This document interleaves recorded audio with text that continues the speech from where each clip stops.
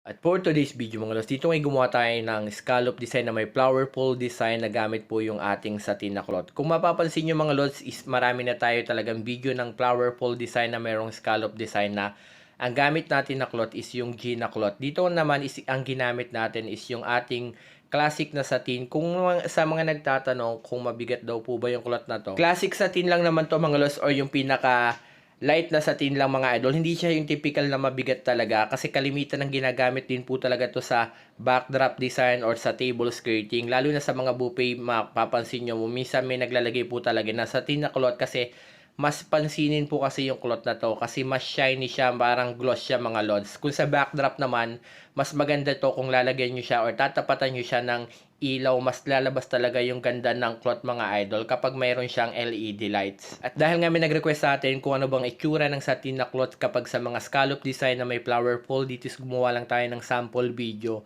Pero kung gusto niyo pong mapanood yung full video guide nito, kasi reels video lang to, medyo mabilis po talaga sa reels, i-upload ko rin po yung full video guide nito. Sobrang simple lang nito mga lods. Ang table ko pala dito is 2 meters.